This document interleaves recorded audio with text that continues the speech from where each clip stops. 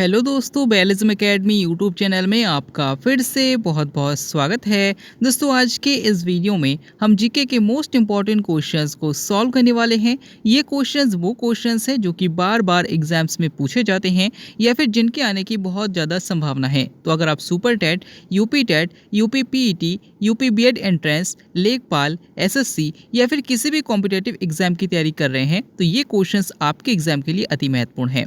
Video के last में इन्हीं क्वेश्चंस में से मैं आपसे 2 क्वेश्चन पूछूंगा, उनका आंसर आपको बिल्कुल ईमानदारी से कमेंट बॉक्स में करना है। तो बिना देरी करते हुए चलिए शुरू करते हैं सबसे पहले क्वेश्चन से। सबसे पहला क्वेश्चन है, संविधान सभा में उद्देश्य प्रस्ताव किसने प्रस्तुत किया? ऑप्शन आपके सामने है Sachchidanand Sinha, option B Jawaharlal Nehru, option C doctor Bhimrao Ambedkar या फिर ऑप्शन डी आचार्य जे.बी. कृपलानी।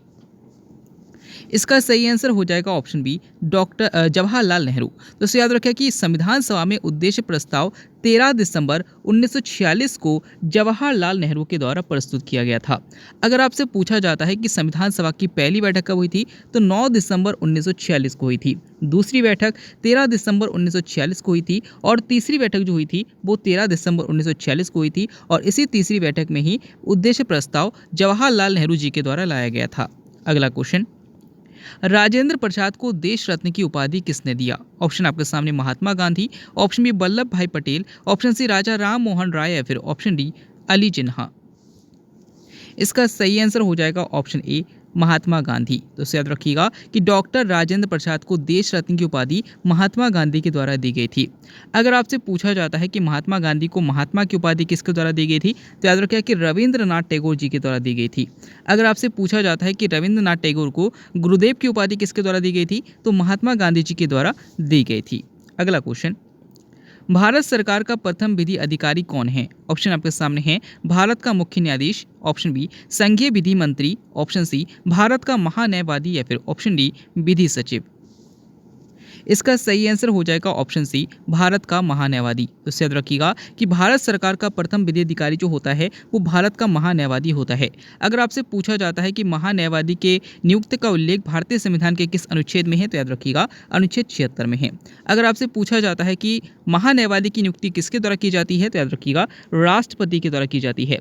अगर आपसे पूछा जाता है कि इनका कार्यकाल कितने साल का होता है, तो याद रखिएगा कि राष्ट्रपति के पश्चात पर्यंत कार्यरत रहते हैं, यानी कि जब तक राष्ट्रपति चाहे इनको पद पर बनाए रख सकते हैं।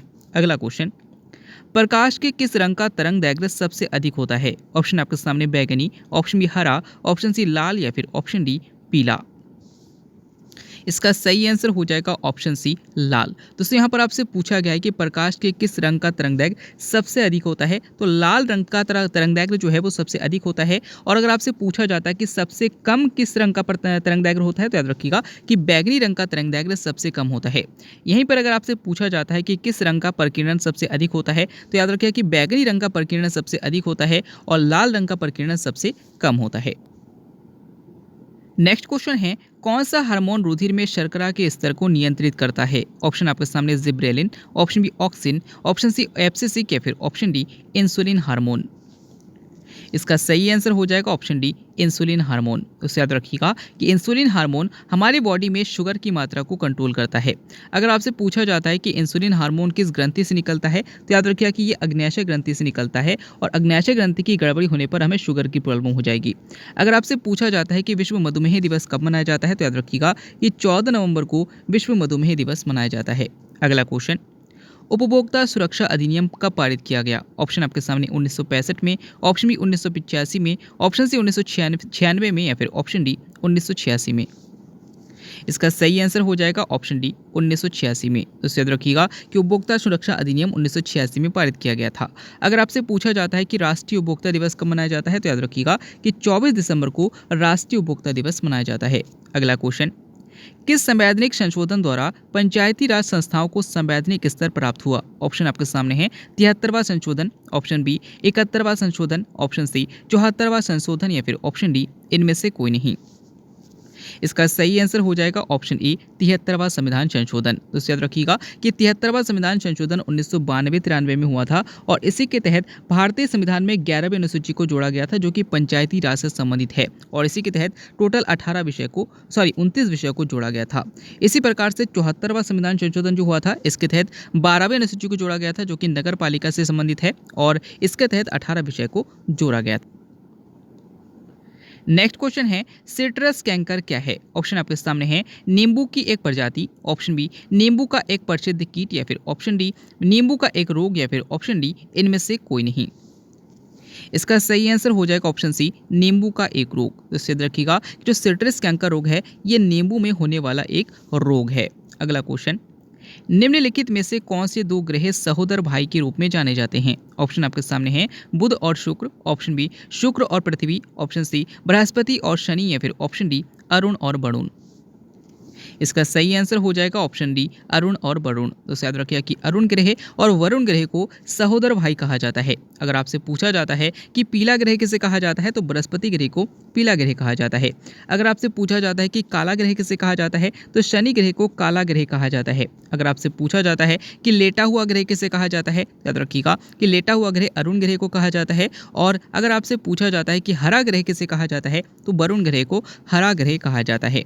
अगला क्वेश्चन, एंडीज पर्वतमाला की सर्वोच्च चोटी कौन सी है? ऑप्शन आपके सामने Aconcagua, option B Ojos del सेडालो या फिर ऑप्शन सी चिम्बेरोजो या फिर ऑप्शन डी हुएला। इसका सही आंसर हो जाएगा ऑप्शन ए एकांगुआ। तो याद रखिएगा कि एकांगुआ जो पर्वत चोटी है वो एंडीज पर्वत श्रृंखला की सबसे ऊंची चोटी है। अगर आपसे पूछा जाता है कि एंडीज पर्वत श्रृंखला किस महाद्वीप में है तो ये दक्षिणी महाद्वीप की सबसे लंबी पर्वत श्रृंखला है। और याद रखिएगा कि जो एंडीज पर्वत श्रृंखला है ये विश्व की सबसे लंबी पर्वत श्रृंखला है। अगला क्वेश्चन, मानसून किस भाषा का शब्द है? ऑप्शन आपके सामने अरबी, option B Spanish, option C Hindi या फिर ऑप्शन डी आंग्ल। इसका सही आंसर हो जाएगा ऑप्शन ए अरबी। तो याद रखिएगा कि जो मानसून है ये अरबी भाषा का शब्द है। और अगर आपसे पूछा जाता है कि सुनामी किस भाषा का शब्द है तो याद रखिएगा सुनामी जापानी भाषा का शब्द है। अगला क्वेश्चन, निम्नलिखित में से किस द्वीप को अग्नि द्वीप के नाम से जाना जाता है? ऑप्शन आपके सामने सिसिली, ऑप्शन बी हवाई द्वीप, ऑप्शन सी आइसलैंड या फिर ऑप्शन डी क्यूबा। इसका सही आंसर हो जाएगा ऑप्शन सी आइसलैंड। तो याद रखिएगा कि आइसलैंड को ही अग्नि द्वीप कहा जाता है। अगर आपसे पूछा जाता है कि विश्व का सबसे बड़ा द्वीप कौन सा है तो याद रखिएगा कि जो ग्रीनलैंड है ये विश्व का सबसे बड़ा द्वीप है। अगर आपसे पूछा जाता है कि विश्व का सबसे बड़ा द्वीप समूह कौन सा है तो याद रखिएगा कि जो इंडोनेशिया है ये विश्व का सबसे बड़ा द्वीप समूह है।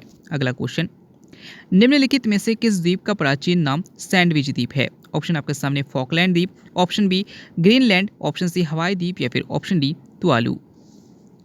इसका सही आंसर हो जाएगा ऑप्शन सी हवाई द्वीप। तो याद रखिएगा कि हवाई द्वीप जो है इसका प्राचीन नाम सैंडविच द्वीप है। अगला क्वेश्चन, जब हम बकरी का मांस खाते हैं तब हम किसके अंतर्गत आते हैं? ऑप्शन आपके सामने प्राथमिक उपभोक्ता, ऑप्शन बी द्वितीयक उपभोक्ता, ऑप्शन सी तृतीयक उपभोक्ता या फिर ऑप्शन डी इनमें से कोई नहीं। दोस्तों मान लीजिए कि कोई पौधा है तो यहाँ पर ये उत्पादक है और इसको मान लीजिए कि बकरी खाती है तो बकरी को क्या कहेंगे? ये बकरी जो है ये प्राथमिक उपभोक्ता है। और इसी बकरी को जब इंसान खाता है तो इंसान द्वितीयक उपभोक्ता के अंतर्गत आ जाता है। यानी कि ऑप्शन भी हमारा बिल्कुल सही है, द्वितीयक उपभोक्ता। अगला क्वेश्चन, रेगिस्तान में पैदा होने वाले पौधे क्या कहलाते हैं? ऑप्शन आपके सामने hydrophytes, option B mesophytes, option C xerophytes या फिर ऑप्शन डी एपीफाइट्स। इसका सही आंसर हो जाएगा ऑप्शन सी जीरोफाइट्स। तो याद रखिएगा कि रेगिस्तान में पाए जाने वाले पौधों को जीरोफाइट्स कहा जाता है। अगर आपसे पूछा जाता है कि रेगिस्तान में पाए जाने वाले जानवरों को क्या कहा जाता है तो याद रखिएगा कि जीरोफियर कहा जाता है। ये क्वेश्चन भी इंपॉर्टेंट है, पूछा जाता है। अगला क्वेश्चन, इको मार्क उन भारतीय उत्पादों को दिया जाता है जो ऑप्शन आपके सामने है शुद्ध एवं मिलावट रहित हो, ऑप्शन बी आर्थिक दृष्टि से व्यवहार्य हो, ऑप्शन सी पर्यावरण के प्रति मैत्रीपूर्ण हो या फिर ऑप्शन डी प्रोटीन समृद्ध हो। इसका सही आंसर हो जाएगा ऑप्शन सी पर्यावरण के प्रति मैत्रीपूर्ण हो। दोस्तों इको मार्क जो है इसके अंतर्गत एक मिट्टी के घड़े का आकार उत्पादों पर लगा दिया जाता है। इससे ये पता चलता है कि इस उत्पाद से पर्यावरण को कोई भी नुकसान है नहीं है, यानी कि ये पर्यावरण के प्रति मैत्रीपूर्ण है।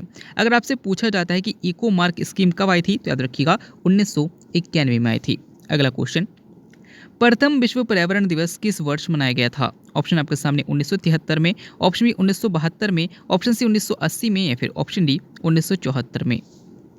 इसका सही आंसर हो जाएगा ऑप्शन ए 1972 में। दोस्तों 1973 में। तो याद रखिए कि 1972 में एक सम्मेलन हुआ था जिसे स्टॉकहोम सम्मेलन कहा जाता है और इसी के बाद से 1973 में 5 जून को प्रतिवर्ष विश्व पर्यावरण दिवस मनाया जाता है।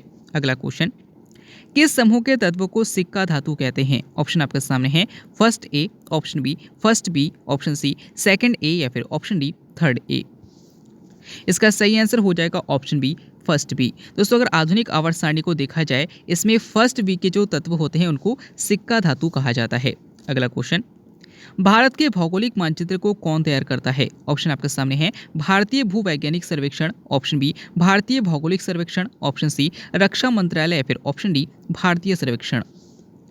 इसका सही आंसर हो जाएगा ऑप्शन डी भारतीय सर्वेक्षण। तो याद रखिए कि भारत के भौगोलिक मानचित्र को भारतीय सर्वेक्षण के द्वारा तैयार किया जाता है। अगला क्वेश्चन, चार मीनार का निर्माण किसने कराया था? ऑप्शन आपके सामने Haider Ali, option B Tipu Sultan, option C कुली कुतुब शाह या फिर ऑप्शन डी औरंगजेब। इसका सही आंसर हो जाएगा ऑप्शन सी कुली कुतुब शाह। तो याद रखिए कि चार मीनार हैदराबाद में है और इसका जो निर्माण कराया गया था वो कुली कुतुब शाह के द्वारा कराया गया था। अगला क्वेश्चन, शर्की सुल्तानों के शासनकाल में निम्न स्थानों में से किसे पूर्व का सिराज या फिर सिराज हिंद कहा जाता था? ऑप्शन आपके सामने Agra, option B Delhi, option C Jaunpur या फिर ऑप्शन डी वाराणसी। इसका सही आंसर हो जाएगा ऑप्शन सी जौनपुर। तो याद रखिए कि जौनपुर उत्तर प्रदेश में है और इसको पूर्व में पूरब का सिराज या फिर सिराज हिंद कहा जाता था। अगला क्वेश्चन, कश्मीर का शासक जो कश्मीर का अकबर नाम से जाना जाता है वह कौन है? ऑप्शन आपके सामने है Shamsuddin Shah, option B Sikandar Butshikan, option C Haider Shah या फिर ऑप्शन डी जैनुल आबदीन। इसका सही आंसर हो जाएगा ऑप्शन डी जैनुल आबदीन। तो याद रखिए कि जैनुल आबदीन को ही कश्मीर का अकबर कहा जाता है। अगला क्वेश्चन, शैबों का अजंता किसे कहा जाता है? ऑप्शन आपके सामने Lepakshi, option B Anegundi, option C Kumbakonam या फिर ऑप्शन डी श्रीरंगम। इसका सही आंसर हो जाएगा ऑप्शन ए लिपाक्षी। तो याद रखिए कि शैव धर्म से संबंधित जो शैव का अजंता कहा जाता है वो लिपाक्षी को कहा जाता है। अगर आपसे पूछा जाता है कि अजंता की गुफाएं कहाँ पर है तो याद रखिएगा महाराष्ट्र में है। अगला क्वेश्चन, चरक संहिता नामक पुस्तक किस विषय से संबंधित है? ऑप्शन आपके सामने अर्थशास्त्र, ऑप्शन बी राजनीति, ऑप्शन सी चिकित्सा या फिर ऑप्शन डी धर्म। इसका सही आंसर हो जाएगा ऑप्शन सी चिकित्सा। तो याद रखिए कि जो चरक संहिता पुस्तक है वो चिकित्सा से संबंधित पुस्तक है। अगर आपसे पूछा जाता है कि जो अर्थशास्त्र पुस्तक है ये किससे संबंधित पुस्तक है तो याद रखिएगा कि अर्थशास्त्र कौटिल्य की रचना है और ये राजनीति से संबंधित पुस्तक है। अगला क्वेश्चन, ऋग्वेद में कुल कितने मंडल है? ऑप्शन आपके सामने 7, ऑप्शन बी 8, ऑप्शन सी 9 या फिर ऑप्शन डी 10।